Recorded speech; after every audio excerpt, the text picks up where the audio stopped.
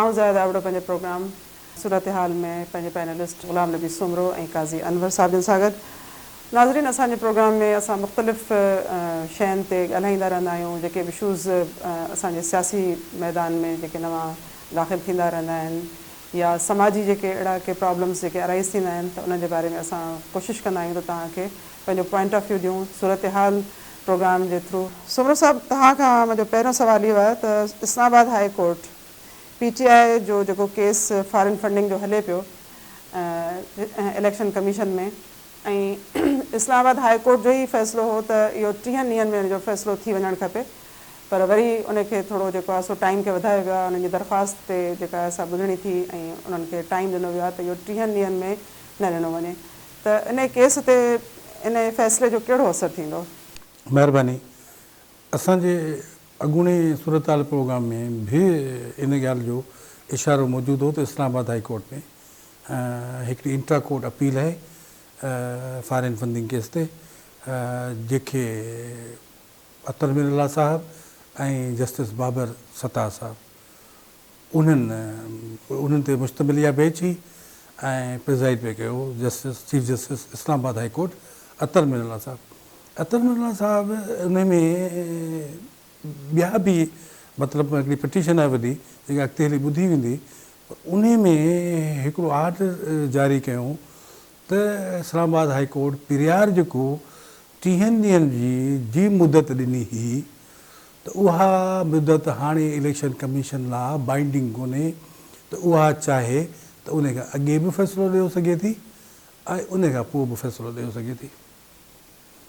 इहो फ़ैसिलो आउं सम्झां थो त अतर मिनल्ला साहिबु असांजी वेझी जेके अदलिया जी तारीख़ आहे उन में अहिड़े क़िस्म जे फ़ैसिलनि सां ॾाढा अजीब फ़ैसिला कया विया आहिनि।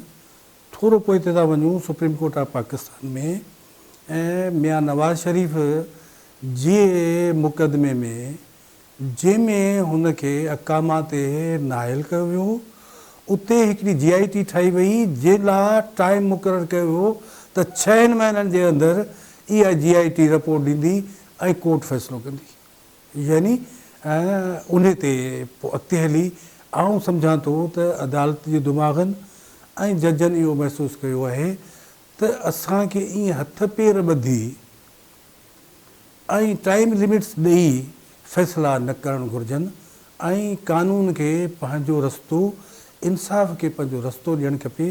उन माज़ी वारे मिसाल खे मद्देनज़र रखी जिते टाइम जी बाइंडिंग जे तहत सज़ाऊं ॾिनियूं हुयूं, उन जी जाइ ते हिन दफ़े अतर मिनल्ला साहिबु इहो बहितरु रस्तो अख़्तियार कयो आहे त इलेक्शन कमीशन पंहिंजे ड्यू कोर्स में ऐं फॉरेन फंडिंग ते जेको प्रोसेस आहे उन में आज़ादु आहे त उहे केतिरा वक़्त में इहो फ़ैसिलो करे। छाकाणि जो फॉरेन फंडिंग केस जेको आहे न उहो महीने जी ॻाल्हि कोन्हे, इहो 7-8 सालनि खां वठी पुराणो फ़ैसिलो आहे जेको लिंगरान पियो थिए।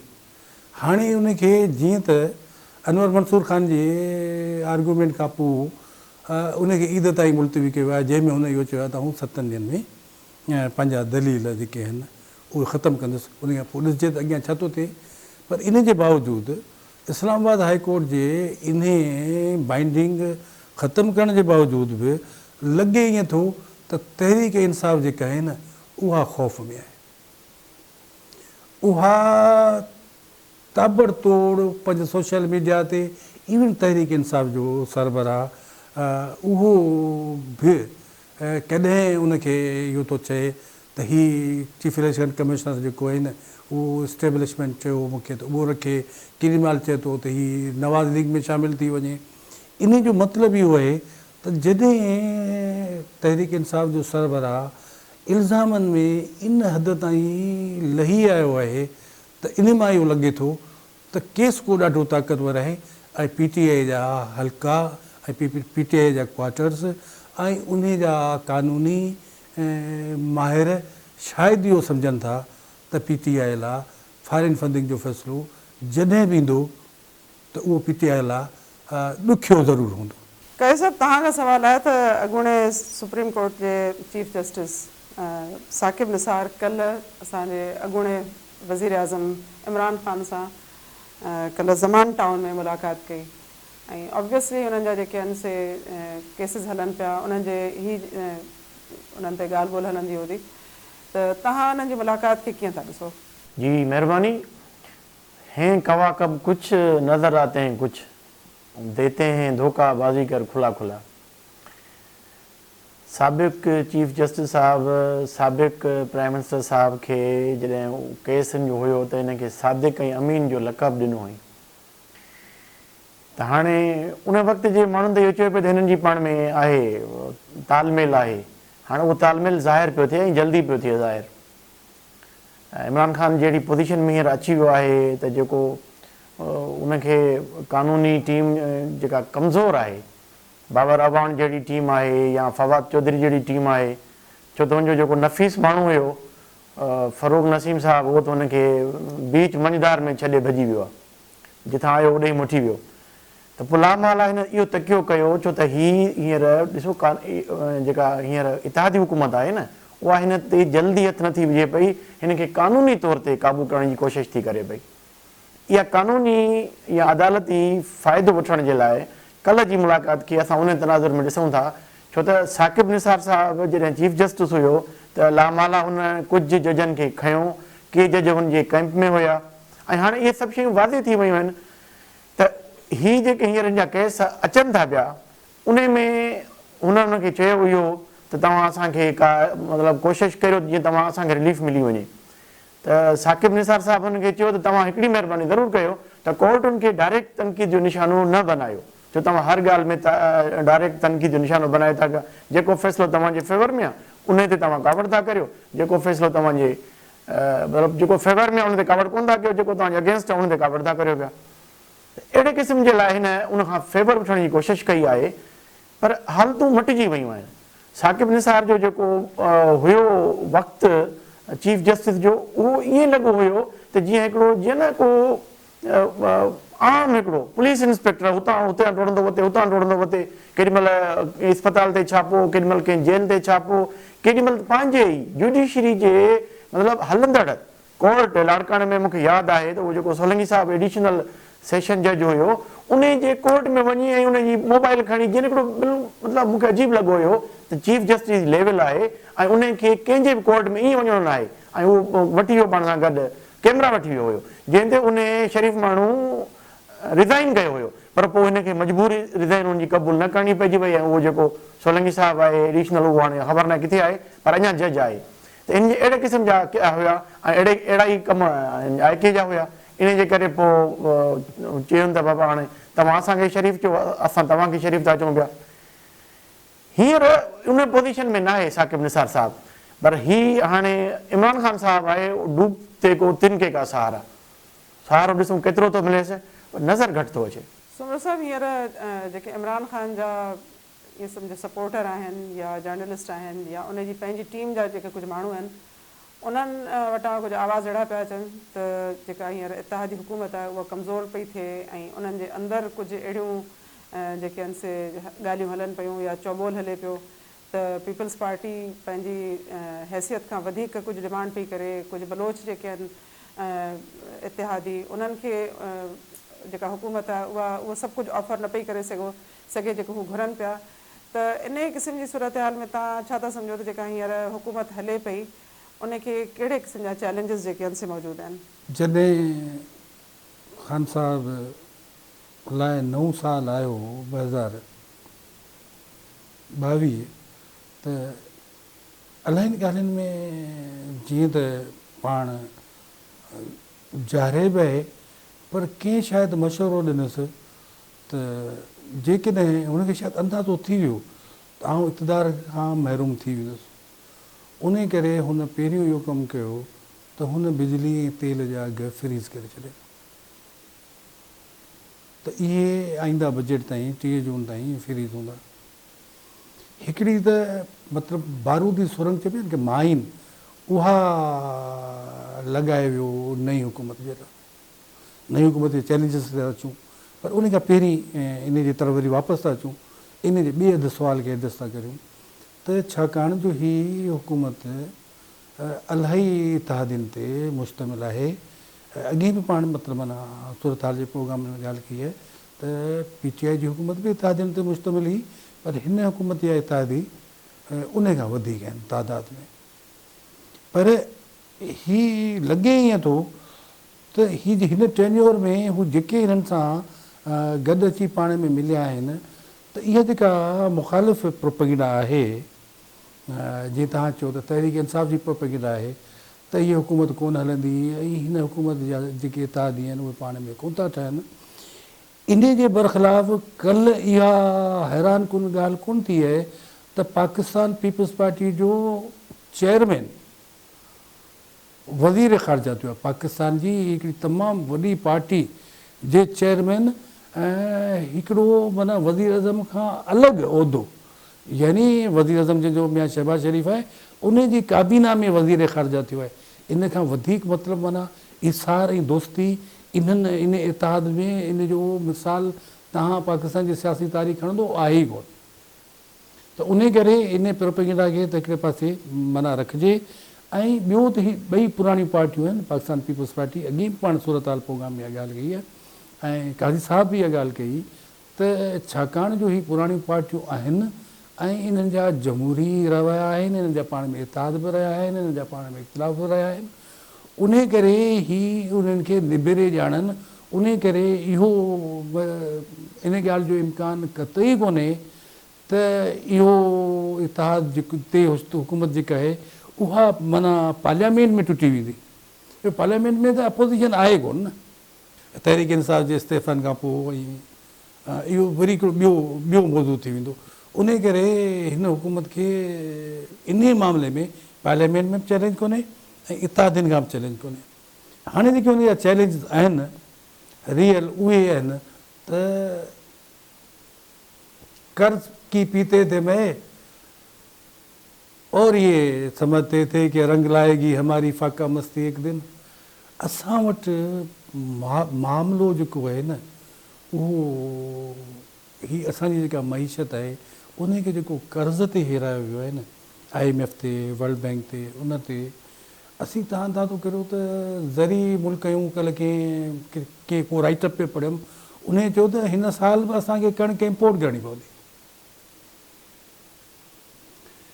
त असीं माना कणिक में ख़ुदि कफ़ील नथा थियो सघूं, असीं खंड में ख़ुदि कफ़ील नथा थियो सघूं, त ॿिया माशी चैलेंजिस जेके आहिनि हिन हुकूमत खे इहो करिणो पवंदो त हिन असांजी ज़री मैशत, असांजी सनइती मैशत उनखे बहितर करे ऐं हीअ जेको माना फॉरेन एक्सचेंज रिज़र्व्स ऐं जेके हुनखे 6 खां 12 अरब डॉलर खपनि पंहिंजी हुकूमत जे दौरान उहे जेकॾहिं ही IMF खां, वर्ल्ड बैंक खां ऐं इत्तेहादी मुल्कनि खां ऐं दोस्त मुल्कनि खां इहो वठण में कामयाबु थी वञे त उन खां पोइ उनखे इहो इन हुकूमत खे इहो मौक़ो आहे त हू इहा कोशिशि करे त हीउ मुल्क पाण भरो थी वञे।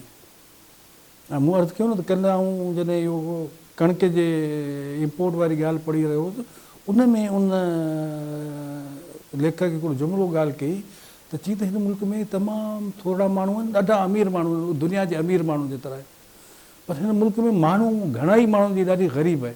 असांजे मुआशिरे खे हया नथो थिए। असांजे मुआशिरे खे जेके डिप्राइड पीपल आहिनि, जेके महरूम माण्हू आहिनि, छा शहबाज़ शरीफ़ जी हुकूमत उन्हनि जो को दरबान कंदी? हाणे सभु पार्टियूं गॾु आहिनि, गॾु वेहनि, को चार्टर ठाहिनि, ग़रीबी जे ख़िलाफ़ु चार्टर ठाहिनि, ज़री तरक़ी जे ख़िलाफ़ु चार्टर ठाहिनि, बेरोज़गारी खे कीअं घटि कजे, तालीम खे कीअं बहितर कजे, सिहत जी सहूलियत कीअं बहितर कजे, आम माण्हू खे माना बिलो पॉवर्टी लाइन मां ॿाहिरि कीअं कढिजे, इहे चैलेंजिस आहिनि शहबाज़ शरीफ़ हुकूमत जा। हाणे ॾिसजे चवनि था त हिननि जा माहिरीन वधीक बहितर आहिनि ऐं हिननि जी टीम वधीक सुठी आहे ऐं हीअ थी सघे थो त ग्रास डोमेस्टिक प्रोडक्शन जेका आहे GDP उनखे बहितर करे वञनि। उन बहितर करण सां थी सघे थो त रोज़गार जा मौक़ा वधनि ऐं पाकिस्तान में ग़ुर्बत जी शरह घटिजे। तेसिताईं त असीं इहो चवंदासीं त बेनज़ीर इनकम सपोर्ट प्रोग्राम खे जारी रखिजे ऐं उनखे वधाइजे ऐं उन जी पहुच जेका आहे न उहा जेको असांजो गुरबती लकीर खां हेठि माण्हू आहे उनखे फ़िलहालु जेसि ताईं सरकार उनखे मेन स्ट्रीम में नथी आणे तेसि ताईं उन्हनि खे उन्हनि जी मदद कई वञे। कैद साहब, तव्हां हींअर मुल्क जी सियासी सूरत हाल खे ॾिसो पिया, मुल्क में ईअं पियो लॻे त हिकिड़ो आइनी बहरान बि जेको आहे सो क्रिएट कयो वियो आहे ऐं आइनी बहरान में तव्हां ॾिसो त गवर्नर पंजाब जेको आहे उहो उन खां हल्फ़ न पियो खणाए हमज़ा शरीफ़ खां, ऐं होॾां सदर बि जेको आहे सो आइनी बहरान क्रिएट करे वेठो आहे मुख़्तलिफ़ तरीक़नि सां।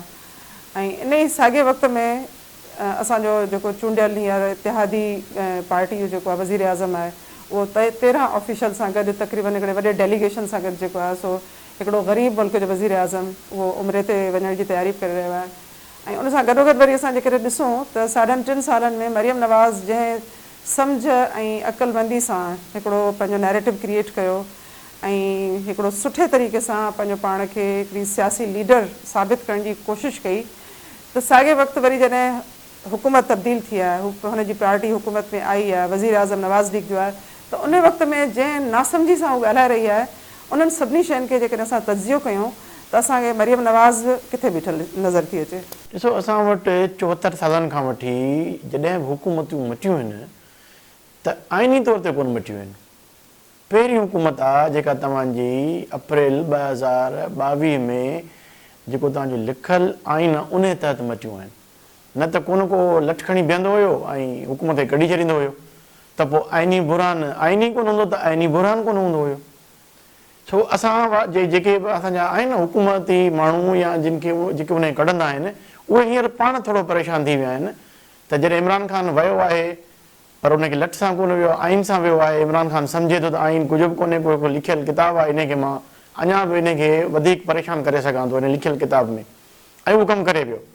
पर प्रेसिडेंट साहिब जो काफ़ी सॉफ्टवेयर बहितर थी वियो आहे। कल्ह उन चेयरमैन बिलावल भुट्टो ज़रदारी साहिब खां बि कसम वरितो, अॼु मुसद्दिक़ मलिक साहिब खां बि कसम वरितो आहे, उहो कसम वठे पियो। बाक़ी रहियो आहे गवर्नर पंजाब जो, सो उहो बि अची वई आहे, कल्ह डायरेक्टिव्स अची विया आहिनि हाई कोर्ट जा, हाणे उनखे हू अञा ताईं क़बूल कोन था कनि पिया।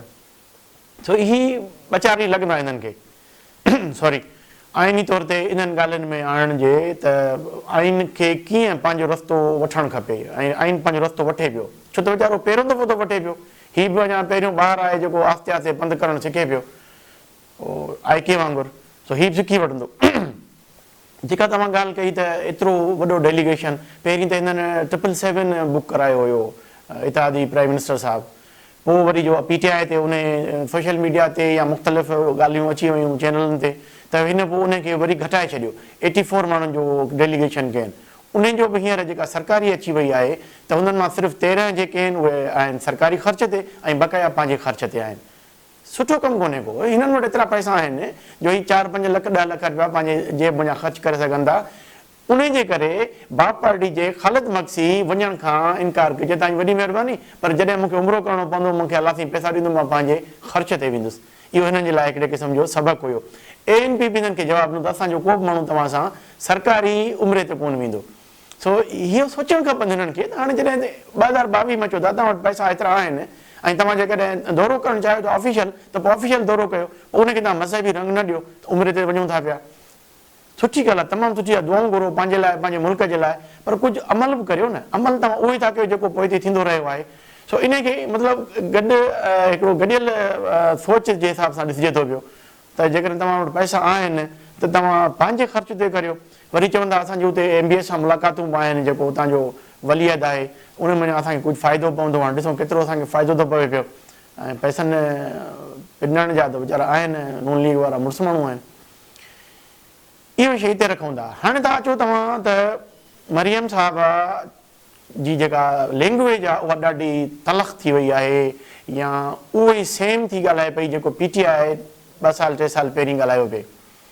हीअ असां ॻाल्हि करे वियासीं न, हीउ सॼो अलमियो आहे असांजो, ऐं ख़ासि तौर ते पंजाब जी साइकी आहे। अगरि तव्हां या जेके नाज़रीन जिन ॾिठियूं हुजनि मुस्तफ़ा कुरैशी ऐं सुल्तान राय जूं फिल्मूं, त आम माण्हू बड़कनि खे अलाए छो थो मतिलबु पसंदि थो करे। उन्हनि खे माना इमरान ख़ान जी बड़क लॻे थी पई, उहो सुल्तान राय जी बड़क सम्झी थी वञे। वरी उन जॻह ते जेकॾहिं मरियम साहिबा नथी हणे न त चवंदा हीअ डिम थी आहे, शायदि ही कमज़ोर आहिनि, डिॼनि था पिया। त मजबूरन उन्हनि खे बि ओड़े क़िस्म जी उन पिच ते जवाबु ॾियणो थो पवे। मतिलबु असां अञा पंहिंजे पोएं माज़ी मां निकिरूं कोन था त माण्हुनि खे असां लिटरेट करियूं, माण्हुनि में साप धारियूं, माण्हुनि खे कानून ते हलण जी तनकील करियूं ऐं जेको असांजो ड्यू प्रोसेस आहे उन खे असां करियूं। पर अञा असां नथा करियूं पिया, असां अञा उन्हनि ॻाल्हियुनि में अचूं था पिया। ऐं मरियम साहिब जी हिकिड़ी कावड़ इहा बि सम्झ में अचे थी न त मरियम साहिब अञा बि त क़ाबिल क़बूल कोन्हे न। मतिलबु मरियम साहिब हिकिड़ो जेको उनजो पंहिंजो सेक्शन आहे उनखे त न आंदो वियो न, हुकूमत में बि न आंदो वियो। ख़ासि तौर ते परवेज़ रशीद साहिबु जेको अची न सघियो कोशिशि जे बावजूदि, इहा बि उन जी कावड़ आहे। पाण उहा कावड़ पंहिंजी चाचे ते त कढी कोन सघंदी, इन करे उन ई कावड़ ऐं उनखे इमरान ख़ान जी तरफ़ खे हुन फेराए छॾियो आहे। बहितर थियणु खपे। हाणे तव्हां मतिलबु मैच्योर थी विया आहियो, 50 जे लॻभॻि थिया आहियो अचे, ऐं तव्हां अॻिते जे लाइ तव्हांखे PM थियण जो शौक़ु आहे त मैच्योरिटी हुजणु खपे। कानून जी ॻाल्हि, लफ़्ज़नि खे तोरे तके ॻाल्हायो ऐं बाख़लाक नमूने सां हिकिड़ो सियासी महाज़ तव्हां ठाहियो, झेड़े वारो महाज़ न ठाहियो। जेको इमरान ख़ान थो ठाहे पियो तव्हां उनजे पिच ते न खेॾो, तव्हां पंहिंजी पिच रखो, उहा तव्हांजे लाइ बहितर थींदी। सुमरो साहिब, हींअर असां वटि IBS सखर जेके आहिनि से कुझु एग्ज़ाम्स वरिता टीचर्स जे लाइ, उन्हनि जा इम्तिहान थी विया, रिज़ल्ट अची वई ऐं कुझु जेके आहिनि से स्टूडेंट्स कैंडिडेट उन्हनि इम्तिहान खे पास कयो, उन्हनि खे हींअर नौकरियुनि जा ऑर्डर बि ॾिना पिया वञनि। ज़ाहिरी ॻाल्हि आहे जॾहिं छोकिरनि या छोकिरियुनि फॉर्म फिल कया हूंदा त उन्हनि ते उन्हनि जो एड्रेसिस बि लिखियलु हूंदियूं। हुअणु त ईअं खपे त उन्हनि खे ऑर्डर उन्हनि जे घर वेठे उन्हनि खे मिलणु खपनि, पर उहे ऑर्डर उन्हनि खे अहिड़े तरीक़े सां ॾिना पिया वञनि जो उन्हनि खे घुराए मुख़्तलिफ़ जायुनि ते, किथे नाज़िम, किथे नायब नाज़िम, किथे MNA MPA, किथे मुख़्तलिफ़ जेके आहिनि माण्हुनि जा ग्रुप आहिनि उहे बीठा आहिनि ऐं उन्हनि खे जेके आहिनि कैंडिडेट्स जेके आहिनि असांजा पास थियल जेके नौजवान आहिनि उन्हनि खे अहिड़े तरीक़े सां ऑर्डर ॾिना पिया वञनि जिन सां उन्हनि जी इज़त नफ़्स खे आउं सम्झां थी त डायरेक्ट धकु पियो लॻे। ऐं इहो प्रोसीजर जेको जंहिं तरीक़े सां तव्हांजो ऑर्डर ॾियण जो आहे इहो आउं सम्झां थी त ग़ैर इख़लाक़ी बि आहे ऐं ग़ैर क़ानूनी बि आहे। इन नुमाइश करण जो मक़सदु जेको आहे उहो यकीनन असांजे नौजवाननि जी जेका आहे सा इज़त नफ़्स खे जेको आहे सो घटि करणु आहे। त जेकॾहिं असां इन खे ॾिसूं त इन में ज़िम्मेदार जेको आहे असांखे सिंध गवर्नमेंट थी नज़र अचे। तव्हां इन खे कीअं जेको आहे सो कंडेम कंदव? तव्हांजो सुवालु आहे त IBA ऐं उनजे थ्रू पास थियल उमेदवार जेके टीचर्स जा इम्तिहान आहे इन खे बुनियाद खां था डिस्कस करियूं। IBA पर साल उन्हनि जूं टेस्टूं वरितियूं टीचर्स प्रोग्राम जूं, ऐं पहिरियों दफ़ो हाईली एजुकेटेड ऐं मेरिट ते ॿार जेके आहिनि न ऐं नौजवान उहे टीचर तौरु भर्ती थिया। सिंध जो ज़हन आहे, सिंध जो इल्मु आहे न, इहे जेके ॿार आहिनि न इहे तमामु कड़े इम्तिहान खे पास करे, इंतिहाई ॾुखे इम्तिहान खे पास करे टीचर थिया आहिनि। ऐं मूं त किथे पढ़ियो पिए त इहे छाकाणि जो बेरोज़गारी जे करे उन्हनि में इंजीनियर बि आहिनि ऐं ॿिया आला तालीम याफ़्ता आहिनि ऐं ॾाढा ज़हीन आहिनि, पर छाकाणि जो बेरोज़गारी जे करे ऐं या वरी पंहिंजे शौक़ जे करे हुननि टीचिंग जे पेशे खे अपनायो आहे। थींदो ईअं हमेशह त नौकिरियुनि में इहो ॾिठो अथऊं त नौकिरी जो ऑर्डर जेको आहे न उहो तॾहिं जॾहिं ॿिया कोरियर्स कोन हा पोस्टमैन खणी ईंदो, जंहिं ते तव्हांजे घर जी एड्रेस लिखियलु हूंदी। असांखे आउं पंहिंजो तजुर्बो थो ॿुधायां त आउं जॾहिं बैंक में नौकिरी में आयुसि त मुंहिंजो ऑर्डर जेको आहे न उहो ॻोठ शहर जो पोस्टमैन जेको आहे न उहो मुंहिंजे दरवाज़े ते खणी आयो। त मूंखे कंहिंजे दरवाज़े ते, कंहिं वॾेरे, कंहिं सियासतदान जे दरवाज़े ते वञण जी ज़रूरत कोन पेश आई। ऐं वरी इहा ॻाल्हि कंदुसि त इहा ॻाल्हि गुज़र साल जे सदीअ जे 80 जे ॾहाके जी शुरूआत जी ॻाल्हि आहे। 2022 ताईं अची असांजी दुनिया खे बहितर थियणु खपंदो हो, असांजी दुनिया खे ज़हनी ग़ुलामी मां निकिरणु खपंदो हो, सिंध खे पंहिंजे मेरिट ते उनजे नौजवान खे पंहिंजो हक़ु मिलणु खपंदो हो ऐं सॼो हुन इहो मेरिट ते हासिलु कयो ऐं पंहिंजे उन सॼे टीचिंग जे सिलेक्शन जे प्रोसेस में हुन तमामु महिनत करे ऐं पंहिंजा स्किल्स करे ऐं पास थी ऐं पहिरियों दफ़ो माना पढ़ियल ॻढ़ियल टीचर असांजे माना स्कूल्स में पियो अचे। थियो ईअं त आख़िर में तव्हां अची उन सॼे मेरिट ते थियल कम खे ख़राबु करे छॾियो। 2022 में इहो तव्हां कहिड़ो रवाजु विधो जो तव्हां डायरेक्ट उन टीचर जे घर ते आर्डर्स पहुचाइण जे बदिरां तव्हां कंहिं वॾेरे ऐं कंहिं सियासतदान जे हथां आर्डर विराए छॾिया, जेको मुनासिबु अमल कोन्हे। ऐं इन सां का सियासत जी ऐं जेकॾहिं पाकिस्तान पीपल्स पार्टी इहो कमु कयो आहे त इहो मुनासिबु कोन्हे। इन सां उन्हनि पार्टियुनि जी नामाचारी कोन थींदी, तमामु वॾी नामाचारी ही, छाकाणि जो सॼो कमु मेरिट ते थियो, उनखे पछाड़ी जो अची तव्हां ग़लति करे छॾियो ऐं माण्हुनि खे ॿुधायो त किथे न किथे तव्हां मेरिट जे बावजूदि बि तव्हांखे किथे न किथे नमणो पवंदो, किथे न किथे ग़ुलामी करणी पवंदी।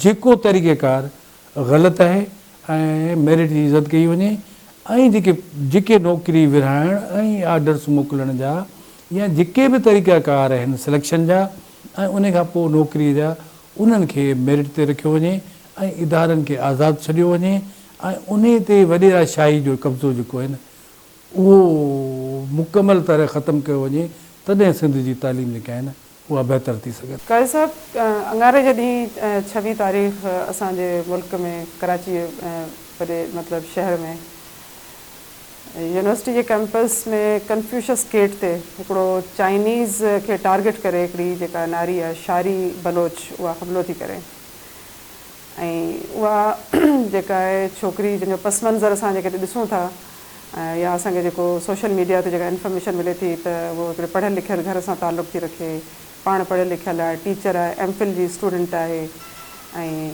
इहे सभु शयूं जेके आहिनि से असांखे मिलनि थियूं। वरी असां ॿिए पासे ॾिसूं था त फरहा गोगी जेका इमरान ख़ान जे हुकूमत में गुज़िश्ता दौर में जेका 3.5 सालनि जे अंदरि तमामु घणी हिकिड़ी जेका असां चइजे त लामहदूद दौलत थी ठाहे ऐं उन जी अर्निंग जा असांखे सोर्स बि नथा मिलनि, असांखे उनजो जेको आहे सो को अहिड़ो बिज़नेस बज़ाहिर नज़र नथो अचे। इहे ॿ इंतिहाऊं जेके आहिनि से औरतुनि जूं असांजे मुल्क में जेके आहिनि से भोॻीनि पियूं। हिकिड़ी औरत जेका आहे उहा कुझु करे न पई पर उहा एॾी ख़ुशहाल ज़िंदगी गुज़ारे पई, हिकिड़ी खे पंहिंजी ज़िंदगी तां हथ थो खणणो पवे। इहे सभु शयूं जेके आहिनि से असां इहे छो पिया ॾिसूं? असांजी रियासत जेका आहे इन्हनि सभिनी शयुनि खे कंट्रोल छो कोन करे सघी आहे? तव्हांजे सुवाल जा ईअं सम्झो त 180 डिग्री ते पंहिंजो तक़ाबली जाइज़ो वठी सघिजे थो पियो। हिकिड़ी तरफ़ हिकिड़ी इंतिहा आहे, ॿिए तरफ़ ॿी इंतिहा आहे ऐं ॿिन्ही इंतिहा जो हल वरी बि कानून में आहे, इंसाफ़ में आहे। जेको असांजे मुआशिरे में पहिरीं ॻाल्हि त आहे कोन, आहे त इंतिहाई घटि आहे या ताक़तवर माण्हुनि जे हथनि में आहे, जंहिंजे करे असांजो समाज, असांजो मुल्क, असांजा माण्हू बुख ऐं बदहाली जे भर चढ़ियल आहिनि। न त असांजे मुल्क में अलाह जी महिरबानी सां एतिरा त वसीला आहिनि जे उहे इंसाफ़ सां विराया वञनि न त माण्हू ख़ुशहाल ज़िंदगी गुज़ारे सघनि था पिया। हाणे असां चऊं था शारी बलोच लाइ, मूंखे अॼु वरी अब्दुल्ला ओकलान यादि थो अचे पियो, जेको कुर्द तहरीक जो अॻुवान हुयो। जॾहिं उन्हनि खे कोर्ट में आंदो वियो हुयो त हुन हिकिड़ो हिस्टोरिकल बयानु ॾिनो, अॼु बि मूंखे यादि आहे त उन जज खे चयो, जज साहिबु अॼु बि मूं वटि 5000 सुसाइडर बम्बर मौजूदु आहिनि। एतिरो कष्ट ऐं खून थी वियो आहे, हिन वक़्तु बि मूं वटि 5000, ॿिया त जहिड़ेकार आहिनि ई आहिनि, पर 5000 उहे माण्हू आहिनि जेके जंहिं वक़्तु चऊं वञी पंहिंजो पाण खे उॾाइनि था पिया। पर मां हाणे इन लाशनि जे, इन्हनि खूननि जे तबाही खां मां तंग थी पियो आहियां ऐं मां चाहियां थो त मूंसां वेही ॻाल्हाइनि, असांखे जीअण जो हक़ु ॾियनि। असां बि हिते हिन दुनिया में आया आहियूं त पंहिंजो जेको असांजो आहे टाइम उहो पूरो करणु चाहियूं था पिया। असां बि इहो था चाहियूं त पंहिंजे प्यारे मुल्क में बि जेके माण्हू इन इंतिहा ते पहुची विया आहिनि उहे अॼु न पहुता आहिनि। नौरोज़ खान खां वठी, अकबर बुगटी खां वठी, अॼु ताईं मेंगल जे पुट खां वठी, जॾहिं मेंगल जे पुट खे गुम कयो वियो, अताउल्ला मेंगल जे पुट खे, अख्तर जान मेंगल जे भाउ खे, उन वक़्त में पीपल्स पार्टी जी हुकूमत हुई ऐं हीअर पीपल्स पार्टी इतिहादी हुकूमत में शामिल आहे। उन वक़्त में अताउल्ला मेंगल उन वक़्त जे प्राइम मिनिस्टर ज़ुल्फ़िकार अली भुट्टो साहिब खां पुछो त मुंहिंजे पुट खे ॻोल्हे ॾियो। CM उन वक़्त में जतोई साहिबु हुयो, ग़ुलाम मुस्तफ़ा जतोई, सिंध जो। सिंध में अञा गुम थियो हुयो, कराची मां खणी हुन गुम कयो वियो हुयो। छो त हिननि जो घणो राश कराची में हूंदी आहे अतावला वारनि जी। हुनखे जतई साहिब जो मूंखां न पुछो, तव्हां कमांडर इन चीफ खां पुछो, टिका खान खां पुछो। उनखे जॾहिं सॼो वियो पिंडी में, उहो पर पाण सां गॾु ॿिया 2 जनरल वठी आयो हुयो। उन खां पुछी त किथे आहे? चई तव्हां हीअ मारिजी वियो आहे, पर असां तमामु हिन बदतमीज़ी कई, जहिड़ो थियो उन में ई मारिजी वियो। ऐं पोइ तव्हां चओ त हीउ अफ़गानिस्तान भॼी वियो आहे। हीउ हाणे ज़ुल्फ़कार अली भुट्टे जो लिखियलु पंहिंजो किताबु उन डॉक्यूमेंट आहे। त चयो मां त चलो चवंदुसि बि, पर मूंखे ॿुधायो त सही त आहे किथे? चए उनजी को जहिड़ो थियो हुयो, के इन में दाख़िल हुयो, लाॾियूं ठटे जो हिकिड़ो आहे इलाइक़ो, उनजे पुलिस स्टेशन ते हू गिरफ़्तार हुयो। उन खां पोइ खणी काॾे वञसि पिया, फायरिंग थी वई, मरी वियो। उहो क़बर त ॾेखारियो हुनजी। चए थी उहा क़बर असांखे ख़बर कोन्हे का, बसि तव्हां चओ त हीउ भॼी वियो आहे अफ़गानिस्तान। ज़ुल्फ़कार अली भुट्टे चयो त भॼी वियो आहे। प्रेस कॉन्फ्रेंस कंदे चयईं, जेको वरी लिखियईं त इहा मुंहिंजी वॾे में वॾी ग़लती हुई। इहे ग़लतियूं असां उन वक़्तु पोइ छो थी यादि अचनि जॾहिं असां हुकूमतुनि खां वञूं था हलिया। ग़लतियूं असांखे उन वक़्त में यादि छो नथियूं अचनि जॾहिं हुकूमतुनि में असां आहियूं। असां छो था चऊं वेही परवेज़ मुशर्रफ जो मैं तुम्हें वहां से हिट करूंगा जहां से तुम्हें पता भी नहीं चलेगा। हींअर ॿुधायो मूंखे, परवेज़ मुशर्रफ त ज़िंदा आहे, पर ज़िंदनि वांगुरु कोन्हे को। पर शहीद अकबर बुगटी त उनजी हिकिड़ी तारीख़ ठही वई आहे न। 80 साल जो पोड़ो हुयो, घणा साल जहिड़ो रहिया? 2 साल 4 साल। पर शारी बलोच अञा घणो वक़्तु जरी रहे आहे। शारी बलोच खे इन पोज़ीशन में पहुचाइण, उन्हनि जी पूरी हालतूं ॾिसणियूं आहिनि। मूंखे बिल्कुलु दहशतगर्दियुनि सां या दहशतगर्दी जे वाक़िअनि सां का हमदर्दी कोन्हे का। उन जे करे तव्हांजी काज़ खे नुक़सानु थो पवे। शारी बलोच जी कुर्बानी बलोच जी आवाम जे लाइ नुक़सानकार थींदी, भली केरु चए त उन फ़ाइदेमंद थींदी, पर केतिरा नौजवान खमिजी वेंदा, वरी केतिरियूं माण्हुनि जी गोद वरी उजड़ी वेंदी, केतिरियूं सुहागणियूं उन्हनि जा मुड़ुस वरी वेंदा हलिया। शारी बलोच जी जंहिं पोज़ीशन हुई, एमफिल में हुई, जेकॾहिं हू सम्झे पई त हुन सां नाजाइज़ी आहे, ऐं वाक़ई हुननि सां नाजाइज़ी आहे, त हू पंहिंजो जेको हथियार आहे तइलीम जो, उनखे छो न इस्तेमालु कयो।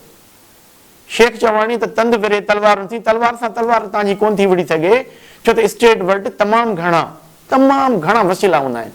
महदूद वसीलनि में तव्हां पंहिंजी जान त ॾेई सघो था, पर तब्दीली कोन था आणे सघो। सुभाणे चलो हिकिड़े मिंट लाइ मञी वठूं त बलोचिस्तान आज़ादु थी वियो, त पोइ छा बलोच बि आज़ादु थी वेंदो?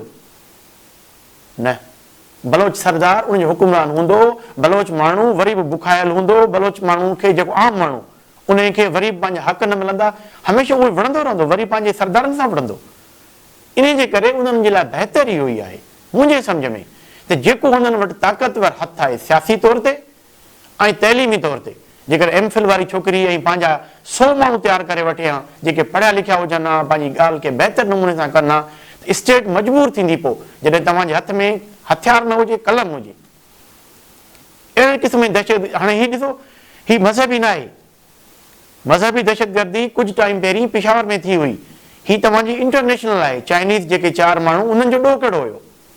उहे तव्हांजे यूनिवर्सिटी में हुननि हिकिड़ो सेंटर ठाहियो कन्फ्यूशियस सेंटर जे नाले सां, जिथे हू चाइनी तइलीम ॾींदा हुया। हू बि त वीचारा आया, हुननि जो को बि ॾोह कोन हुयो। छो इन जा इलाही रुख आहिनि, ऐं इन्हनि जी जांच बि इलाही रुखनि सां थियणु खपे, ऐं इन जहिड़ो जेको उन्हनि खे मिलणु खपे, जेको बलोचनि जो जेको हक़ आहे, जेको राइट आहे, उहो उन्हनि खां खसियो न वञे। जेकॾहिं तव्हां खसींदो त पोइ अमन मां न रहंदो। तव्हांजा जेके एतिरा सोर्सिस ख़र्च कयो पिया, त तव्हां उन्हनि खे कर्ज़ करियो, तव्हां कर्ज़ न करे सघंदो। 74 साल में कर्ज़ न कयो आहे, हींअर बि कर्ज़ न कंदो। इन करे स्टेट महिरबानी करे सोचे, उनखे पंहिंजे ॿारनि वांगुरु उन्हनि सां ॻाल्हियूं करे, उन्हनि खे टेबल टॉक में एंगेज करे, ऐं उन्हनि जा जेके जाइज़ ग्रीवेंसिस आहिनि उन्हनि खे एड्रेस करे। न त हीउ सभिनी जे लाइ मसइलो आहे, स्टेट जे लाइ बि आहे, बलोच नौजवाननि जे लाइ बि आहे। ऐं हीउ सम्झो न, बलोच चवंदा आहिनि त कुर्द नस्ल जो आहिनि हिकिड़ो तसलसुल। शारी बलोच बि शायदि पंहिंजे कुर्दनि मां मुतासिर थी, जेके कुर्द छोकिरियूं विढ़नि थियूं पियूं। हिन आख़िरी हल ॾिठो, पर आख़िरी हल इहो कोन्हे को। मूंखे ख़बर न आहे त शारी सां हमदर्दी आहे या कावड़ आहे, पर मां घटि में घटि ॿियनि नौजवान छोकिरियुनि खे ऐं छोकिरनि खे चवंदुसि त इहो जेको एक्शन आहे न, इहो पूरी दुनिया में या साञा वंदनि में क़ाबिले क़दुरु नज़र न अची वेंदो। उन खां सुठो आहे त तव्हांजो जेको कलम तव्हांजे हथ में आहे न, उनखे तव्हां पंहिंजी ताक़त ठाहियो। नाज़रीन, असांजो अॼु जो प्रोग्राम सूरत हाल पुॼाणी ते पहुतो। उमेदु आहे त तव्हांखे असांजो प्रोग्राम पसंदि आयो हूंदो ऐं जिन असां चैनल खे अञा ताईं सब्सक्राइब नाहे कयो, उमेदु आहे त तव्हां असांजे चैनल खे सब्सक्राइब कंदा, बेल आइकन खे क्लिक कंदा त जीअं असांजूं फ्रेश नोटिफिकेशन्स तव्हां ताईं पहुची सघनि। अदा भाई।